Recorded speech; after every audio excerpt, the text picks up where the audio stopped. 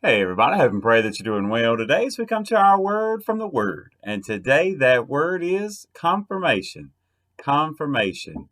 Now, First Chronicles chapter 17 today, actually today and tomorrow we're going to look at this chapter, and it has some beautiful words in it. So a beautiful heart of David that we see, and a beautiful response from God, and then a response of David as well.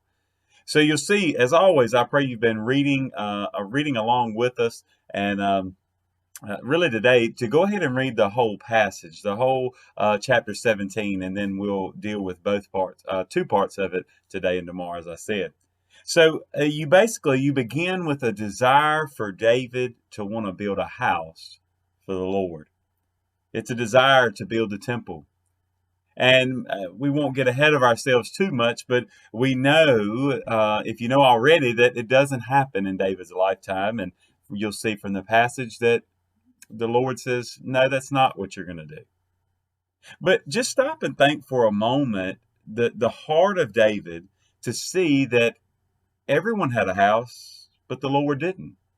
That there was no place to come, right? It was always temporary, like moving by tent from tent to tent. And even God, as He's sending word through Nathan, and part of what we're going to read today, and that is eventually told to David, He says, look, nobody's ever desired to do that for me before. Nobody's ever tried to do that.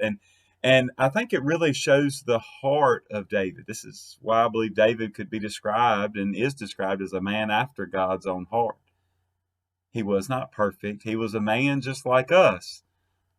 But to think of where his heart was. And even though God rejects his request, he gets a different kind of confirmation. It's those prayers where maybe you have something you desire to do for God that's great and awesome, and God says, "Thank you, but no thanks. That's not what I need from you." Our Wednesday night Bible study this week was on having purpose from Daniel chapter 1. And I wonder if David wondered what his purpose maybe was going to be. And the Lord gives him some confirmation. So First Chronicles chapter 17, I want us to pick up in the second part of verse 10 and read down to verse 14.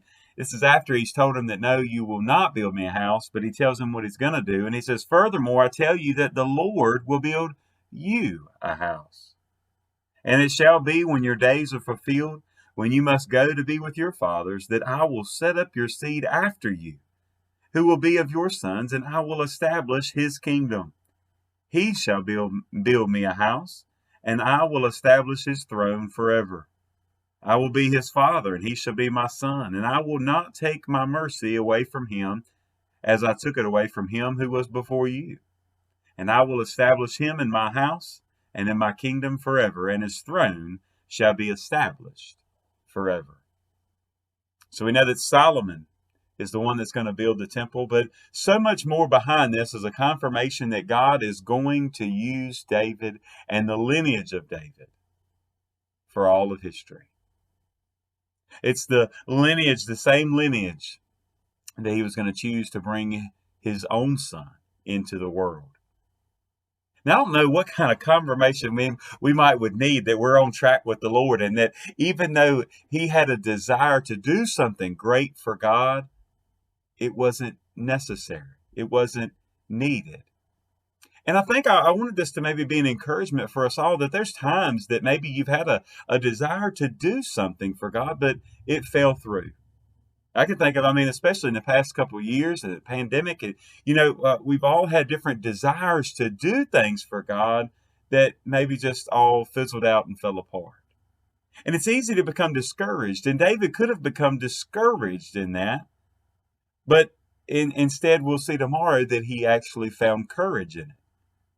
And I think that the discouragement that we can face is because we think, well, it must not have been God's will. Well, it wasn't.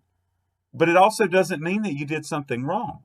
Doesn't mean that you did something that you shouldn't have. It just means that the desire that you have to do, it's the same as I said earlier. It's as if God is saying, thank you, but no thank you.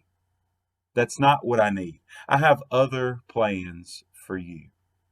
So maybe today we need to hear and listen for that confirmation of the no. Yeah, sometimes God gives us a yes. Sometimes he tells us not right now. And sometimes he does just flat out say no. But maybe we need to listen to see exactly what that confirmation is first and foremost. And then listen to what he's saying, maybe the reason is. Maybe you'll be able to hear it. Maybe you'll be able to understand it. And it may come in a few minutes, it may come in a few days, weeks, months, years, or it may not come until we spend eternity with him. But in either case, we just have to trust in the word of the Lord and know that he is sovereign in all things. And instead of being discouraged, that confirmation will give us courage. God bless you, and I pray you have a great, great day.